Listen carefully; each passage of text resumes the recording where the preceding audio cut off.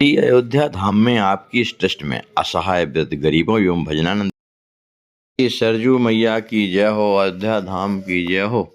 जाम जनते विनय प्रयासा मम समीप नर पावई वासा।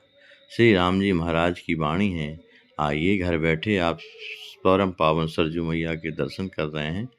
जय हो सरजू मैया की जय हो, जय हो, जय हो, जय हो। कल आप लोगों ने श्रवण किया कि जो सेठ की जो पुत्री थी जिसका नाम हरि देवी था, उसकी उनके पिताजी ने विदाई किया। विदाई करने के बाद जहां उनकी पत्नी भगवान के कमरे में लेटी हुई थी, वो पुनः आते हैं। गज देवी उनका नाम था। अपने पति को आया हुआ देख करके गज देवी, क्योंकि इतना ज्वर बढ़ा हुआ था कि उसकी हिम्मत नहीं थी, फिर भी वो कहने लगी कि देखो अब मुझे आप यहाँ से विदा कीजिए, क्योंकि मेरा समय आ गया है। ऐसा कहते हुए उस गज देवी ने अपने पति के चरणों में सिर रख करके और अंतिम सांस लिया। अब यहाँ पर सेठ जी जब उनकी अंत्यक्रिया करते हैं, जो भी है उन्होंने किया, करने के बाद उनकी जो स्थिति है बड़ी विचित्र हो जाती है। उनके सहारे के लिए कोई नहीं, यद्यपि नौकर चाकर सब लगे हुए हैं, लेकिन हृदय की वेदना को कौन जान सकता है।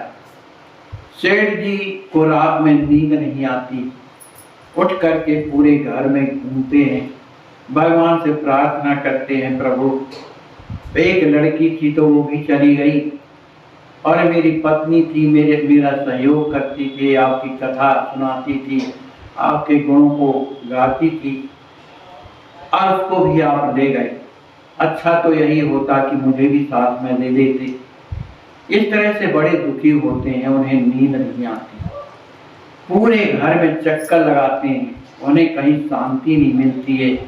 तब उन्हें अपनी पत्नी की याद आती है कि पत्नी ने ये कहा था कि जीवन में जब कष्ट आए तो भगवान हरि का नाम लिया करो।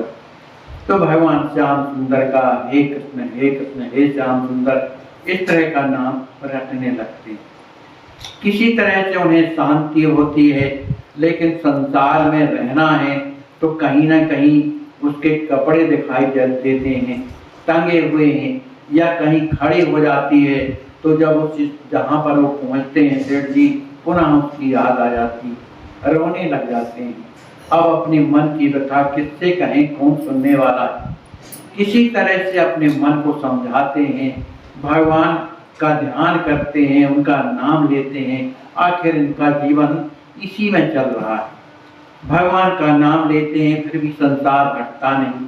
भगवान से प्रार्थना करते हैं, बार बार पत्नी की याद आती है, वो मुझे ऐसा कहती थी, ये करती थी, इस तरह की याद आती रहती, बड़ी दुखी रहती है। पर भगवान का नाम लेते हैं, भगवान की सेवा करते हैं। अब इधर पुत्री के बारे में क्या होता है कि जब ये अपने ससुराल पहुंचती है तो ये सेठ जी तो कुछ कम बड़े आदमी थे, वो तो बहुत बड़े आदमी, बड़े महल अटारी बने हुए थे। उनके जो ससुर थे जिनका नाम था गुणदेव, और उनकी जो पत्नी थी उनका नाम था समला। ये दोनों जो है इनमें बड़ा अंतर। जब बहू पहुंचती है तो समला अपनी और भी साथी माने जो उनकी सखी सहेली थी उनको बुलाती है। बुलाने के बाद लड़का लड़की को और उस रथ से उतारा गया और उनका परछन किया है। परछन करने के बाद बहू को अंदर लाती हैं और भी जो कार्यक्रम होते हैं उनको करती हैं। करने के बाद जिस कमरे में बहू और लड़के को रोकना है वहां उस बहू को भेज देती। अब जब बहू वहां पर जाती है हर देवी, तो उनके साथ में ठाकुर जी भी थे जो सिंहासन के सहित थे। तो जो कमरा था उनका रुकने का वो बड़ा था, तो उन्होंने आधे कमरे में अपने पति से कहा कि देखो हमें तो इसी में रहना ही है। उनके पति का नाम था हर्षदेव। तो ऐसा किया जाए कि आधे से उस भगवान का पर्दा सा पड़ जाए, जिससे इसी कमरे में अलग भगवान का उन्हें हिस्सा बन जाए तो वहाँ पूजा वूजा करने में सुविधा होगी। बड़े अच्छे विचार के थे उनके पति, उन्होंने ससुराल व्यवस्था कर दी और दूसरे खंड में उन्होंने अपने भगवान को सुंदर विराजित करा दिया। विराजित कराने के बाद दंडवत प्रणाम करती है, कुछ देर तक बैठी रहती है। अब बैठने के बाद पुनः अपने कमरे में आती है, कमरे में अपने पति के पास बैठ करके और भी बातें करती है, भगवान के बारे में कहती हैं कि जीवन का सार यही है कि जीवन अगर हम आपका भगवान ने बनाया है तो दोनों मिल करके भगवान की ओर जाए। संसार तो अपनी जगह में है, पर जीवन का लाभ क्या है कि पति पत्नी दोनों मिल करके भगवान की ओर चलें। तो आप भी भगवान की तरफ चलिए, आप भी भजन करिए। इस तरह का आपस में एक दूसरी बात करते हैं। हर्षदेव बड़े प्रसन्न होते हैं कि चलो भगवान की भक्ता पत्नी मुझे प्राप्त हुई। इस तरह से पूर्ण रात होती, जब सुबह रात होता है तो हर्ष देवी तत्काल उठ करके अपने पति के चरणों में प्रणाम करती है। इसके बाद सास ससुर के चरणों में प्रणाम करती है और आकर के अपना स्नान ध्यान करती है और भगवान की सेवा में लग जाती है। भगवान की सेवा भी ऐसी है कि उसे होश नहीं रहता, सेवा करती रहती है, घंटों लग जाते हैं, उन्हीं से बातें करती रहती है। इस तरह से जीवन किसी तरह से चल रहा है। नई बहू है, कोई कुछ नहीं कह रहा, लेकिन जो उसकी सास थी जिसका नाम समला था, वो दुष्ट प्रकृति, बड़ी दुष्टा थी। उस समय पा करके कुछ ना कुछ बहू से कुछ ना कुछ कह देती कि अब तो बहुत दिन हो गए आए, अब तो कुछ काम करो, झाड़ू लगाया करो, भोजन बनाया करो। यद्यपि नौकर चाकर सब लगे हुए थे, लेकिन उसकी आदत थी, जो दुष्ट होते हैं दुष्टता ही करते हैं, तो कुछ ना कुछ सुना देती थी। लेकिन जो हर देवी थी वो बुरा नहीं मानती थी, हाँ माता जी मैं जरूर करूँ। तो बेचारी झाड़ू लगाने लगती थी, कहीं कुछ भी करने लगती थी, कहीं बर्तन मलने लगती थी। तो जो उनके ससुर थे वो वहां पहुंच जाते थे बहू के पास, अरे बेटी तुम ये क्या कर रही हो, जब नौकर चाकर लगे हुए हैं तो तुम्हें ये सब नहीं करना चाहिए, चलो छोड़ो, और वहां से उन्हें भगा देती। लेकिन जो समला थी, दुष्टा हृदय तो था ही, अब पति जब इस तरह से कह रहा है तो कुछ बोलती नहीं। दुष्टों का हृदय कभी बदलता नहीं है, दुष्ट चाहे कितना भी सत्संग में रहे, उन्हें सत्संग तो मतलब ही नहीं है। जो पै दुष्ट हृदय अति होई तो मम सन्मुख आवे कि तो भगवान की तरफ जाता ही नहीं। अब हुआ ये कि कुछ दिन इस तरह से चलते चलते अब निरंतर जो है हर देवी भगवान के प्रेम में डूबने लगी। भगवान के प्रेम में डूब करके और इतनी प्रसन्न रहती थी, उनके पति भी आ जाते थे, फूल ले आते थे, तुलसी ले आते थे, जो दोनों मिलकर के सेवा करते थे। इस बात को देख करके उनके पिताजी को जो गुणदेव थे उन्हें बड़ी प्रसन्नता होती थी कि चलो हमारे बहू और लड़के दोनों भगवान की सेवा तो करते। लेकिन उनकी जो पत्नी समरा थी ये देख करके चिढ़ती कि ये अभी से आई है और भगवान को पकड़ती। अरे आदमी बुढ़ापे में भजन करता है कि बचपन से भजन करने लगता है, अभी बहू हो करके और ये भजन करती है। लेकिन कह इसलिए नहीं कर सकती थी कि उनके पति नाराज होते। कुछ दिनों के बाद इस तरह से चलते चलते कम से कम 1.5 साल जब बीता तो उनके पति की अचानक मृत्यु हो जाती। माने जो गुणदेव थे उनका शरीर छूट गया। उनका शरीर छूटा तो समला को दुख नहीं लगा, उसे बड़ी प्रसन्नता हुई कि अब मैं बहू को फटकारूंगी, मारूंगी, जैसा चाहूंगी वैसा कर। उनके मरने के बाद जब उनका कार्यक्रम पूरा हो गया 8-10 दिन में, तो वो बहू को कहने लगी कि सुनो ये जितने अच्छे कपड़े पहनती हो ना ये सब उतार के रखो, अब तुम्हें घर का काम करना है, अभी तक तो तुमने ठकुराई सीखी है। फटे पुराने कपड़े दे दिया और बस जो अच्छे वाले कपड़े थे उसे निकलवा दिया, आभूषण जो पहने हुए थे उसको भी निकलवा दिया। और जो बर्तन मांजने वाली लगी थी उसको उसने हटा दिया कि मेरी बहू आई है ना, तो अब मेरी बहू करेगी। पुराने जमाने में चक्की नहीं चलती थी तो चक्कियाँ पीसनी पड़ती थी, तो जो पीसने वाली थी उसको भी हटा दिया कि तुम जाओ, अब मेरी बहू ये सब कुछ करेगी। अब इसका तो अभ्यास है नहीं। अब जाकर के सास ने कहा कि देखो तुम्हें चक्की भी चलाना है, आटा निकालना है रोजाना के भोजन के लिए, और बर्तन भी मलना है, झाड़ू भी लगाना है। ऐसा कहा, लेकिन वो कुछ नहीं बोलती, क्योंकि उसकी माँ ने ये समझाया था कि बेटा धर्म का पालन करने में बड़े बड़े कष्ट भी आते हैं, इसलिए कष्टों को सहना और भगवान को मत छोड़ना, वो तुम्हारी सहायता करें। तो अपनी सास की बात को सुन करके अब अभ्यास तो था नहीं, लेकिन फिर भी सुबह जल्दी उठ करके झाड़ू लगाती, झाड़ू लगाने के बाद पोंछा लगाती, फिर बर्तन मलती, बर्तन मलने के बाद फिर आटा पीसने लगती, आटा पीसते पीसते और उसको 10 बज जाता। जब 10 बज जाता तो सास फिर आकर के सुनाती, अरे अभी तेरा आटा नहीं पिसा, तू कब बनाएगी, क्या करेगी, सुबह का नाश्ता तक तो बना नहीं है। तो क्या माँ की बहू मिल गई मुझे, है ना।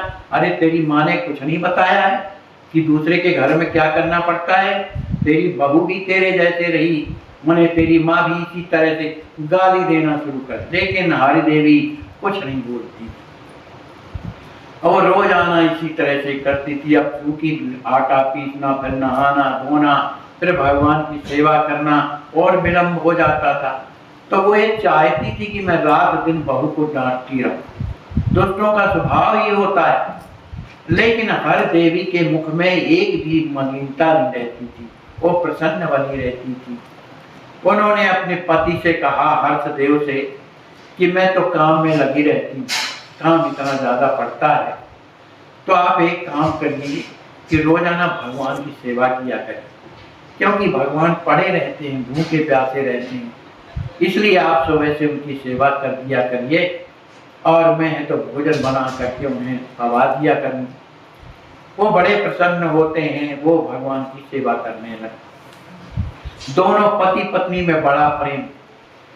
अब क्या है कि एक दिन की बात है, जब वो बर्तन मल रही थी, उसी समय उसकी सास ने बहुत बड़े बड़े पुराने बर्तन जो कभी कभी काम आते थे उत्सव शादी में, वो सब निकाल निकाल करके वो रखने लगी। इन सबको मांजना है, आज ही मांजना है। उसके सामने पटक दिया बड़े बड़े भांड, बड़ी बड़ी थालियां। कुछ नहीं, हर देवी ने कोई इसमें इतराज नहीं किया। अब वो सफाई करने में लगी हुई है। अब वो चूंकि किसी किसी में जंग लगा हुआ है, किसी में धब्बे लगे हुए हैं, तो उसको छुड़ाने में समय लग रहा है। आखिर किसी तरह से कंकड़ पत्थर वो खपरे ला करके उससे मलती, और उसके सुकुमार हाथ है, उसने तो कभी किया नहीं, लेकिन उन हाथों में मलने के कारण जगह जगह घाव हो जाते हैं। पुराने जमाने में उस तरह का गूंजा नहीं चलता था, ऐसी साधारण माने घास फूस का गूंजा बना दिया जाता था, तो पत्थर गड़ जाते थे। अब चूंकि बल भी लगाना है, तो अब नीचे बर्तन, ऊपर बल लगाया तो कहीं कहीं छिल जाता था हाथ, रक्त बहने लगता था, लेकिन उसने अपने शरीर की परवाह नहीं की। इसी तरह से मलते मलते समय ज्यादा हो गया और बर्तन पूरे मल नहीं पाए।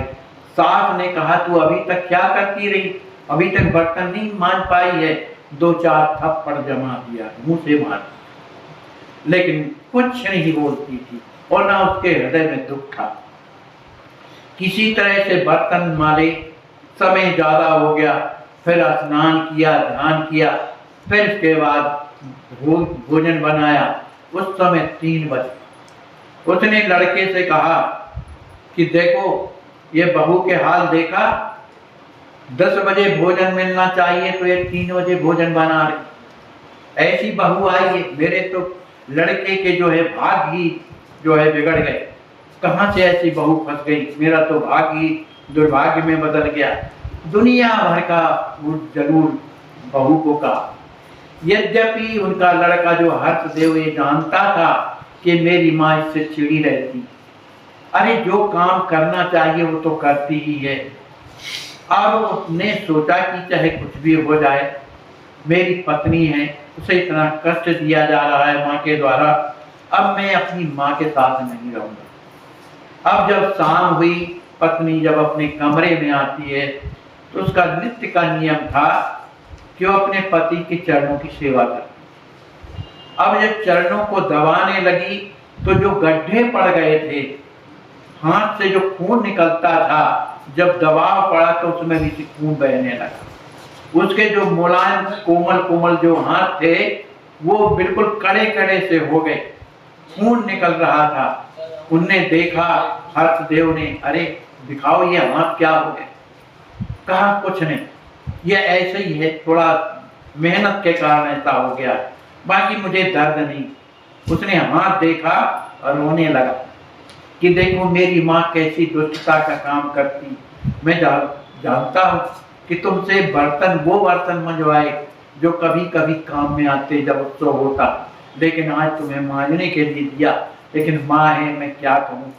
अच्छा एक काम करते हैं, तुम्हारी हम सम्मत चाहते हैं कि हम आप लोग जो हैं माँ से अलग हो जाएं या माँ को ही अलग कर दें। तुम्हारा क्या विचार है? क्योंकि तुम्हारी ये पीड़ा मुझसे देखी नहीं जाती। हर देवी जो है बड़ी प्रसन्न होकर के कहती है कि आपको मेरी पीड़ा दिखाई देती, पर मैं हृदय की बात कह रही हूँ, आपके सामने झूठ नहीं बोल रही हूँ। मुझे कोई दुख नहीं, किसी प्रकार का दुख नहीं। आप जो कहते हैं कि माँ से अलग होना है या माँ को अलग करना है, तो भी सोचो कि अब माँ की सेवा करने वाला है कौन? उनकी वृद्धावस्था आ गई है ना, तो वृद्धावस्था में अगर लड़के बहू साथ न दें, उनकी सेवा न करें, तो हमारा तो जीना बेकार। तो इसलिए इस तरह का विचार आप न रखें और मुझे किसी प्रकार का कष्ट नहीं। इस बात को सुनकर के हर्षदेव कहने लगे कि तुम वास्तव में कोई संसार की औरत नहीं, मुझे तो लगता है कोई देवी, क्योंकि इतना कष्ट देने के बाद भी मैं जानता हूँ कि मेरी माँ तुम्हें मारती भी, कितना कष्ट देती है, फटे पुराने कपड़े पहनने, अपने उतारे हुए कपड़े देती, तुम्हारे किसी भी अंग में कोई आभूषण भी नहीं, लेकिन आपको किसी तरह का दुख नहीं है। देवी हम क्या कहें आपके लिए, तुम तो हमारी वंदनी। कहा ऐसा न कहिए, वंदनी तो आप हैं जो आप जैसे पति को पा करके और मैं आपकी सेवा कर रही हूँ, इस तरह का जो है उपदेश देती।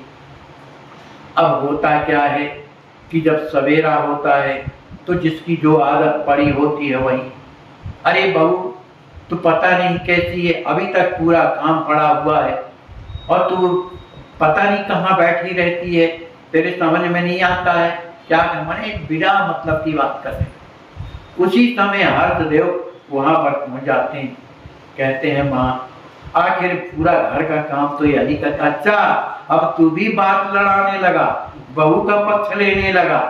इतना सुनाया उसको, इतना सुनाया कि लड़के का हृदय दुखी। जब हृदय दुखी हो गया तो अब चूंकि अब बहू तो कुछ नहीं कहती, मर्यादा है, सास के सामने क्या बोले। सास की हर बात को सहन कर लेती थी। किसी तरह से उसने घर का काम किया।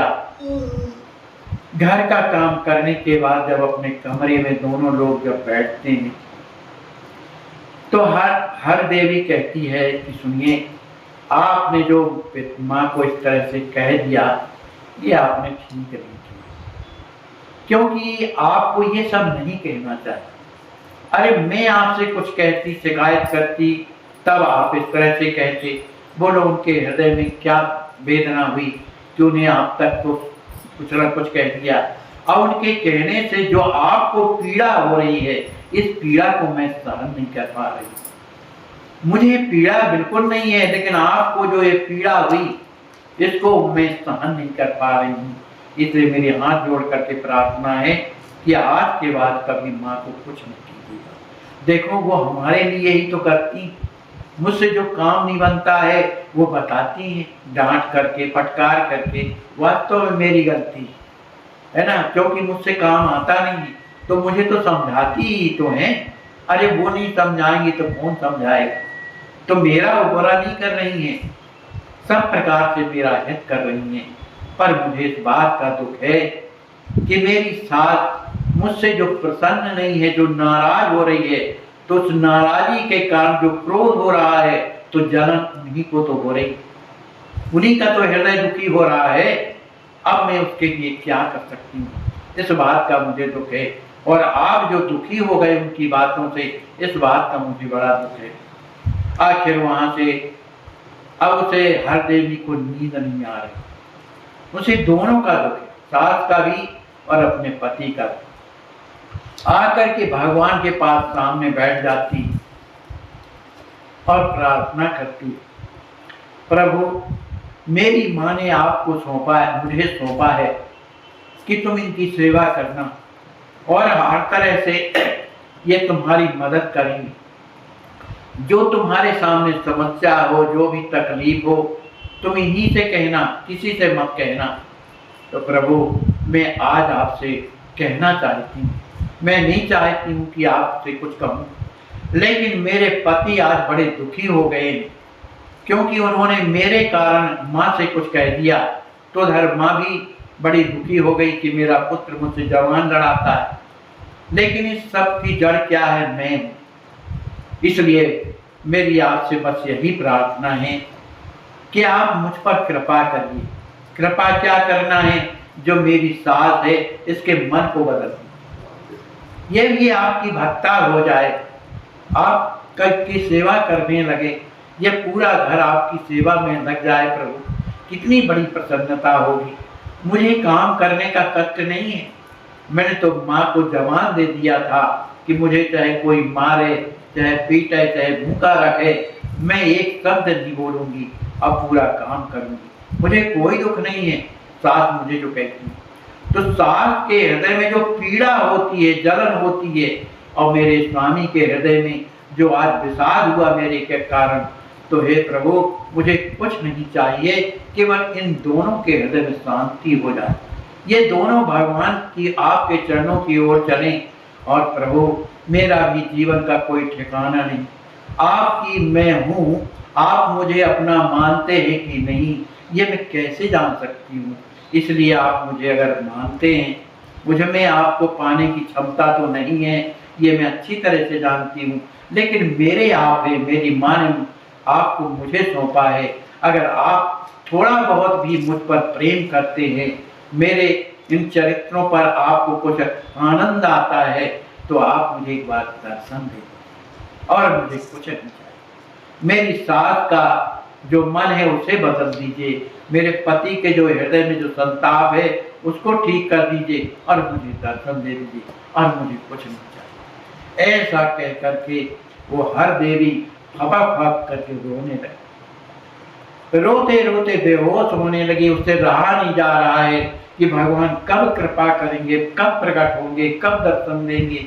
उसका हृदय फटा जा रहा है, कभी वो अपने हृदय को पीटती है, कभी सिर को पटकती है, हे प्रभु कृपा करो। जब ऐसी स्थिति हर देवी की देखी तो भगवान से रहा नहीं गया, उसी सिंहासन से भगवान साक्षात प्रकट हो गए। बोलिए भक्तवत्सल भगवान की जय। और जैसे ही प्रकट हो जाते हैं, बड़ी सुंदर झांकी, नील वर्ण का प्रभु का स्वरूप है, सुंदर चमकता हुआ भार है, मुकुट लगा हुआ है, गले में सुंदर बनमाला पड़ी हुई है, हाथ में बंसी है, मधुर मधुर जो है उनके दंतावली का दर्शन हो रहा है, और मंद मंद मुस्कुरा रहे हैं। इस दर्शन को जब किया, हर देवी चरणों में गिर गई, प्रभु आपने बड़ी कृपा की। कहा हर देवी तुम चिंता मत करो, ये जो तुम कह रही हो ना, ये मैं पहले से सब व्यवस्था कर चुका हूँ। ये देखो तुम्हारे पीछे तुम्हारी सास खड़ी हुई और तुम्हारा पति खड़ा हुआ, देखो उनकी स्थिति कैसी हो रही।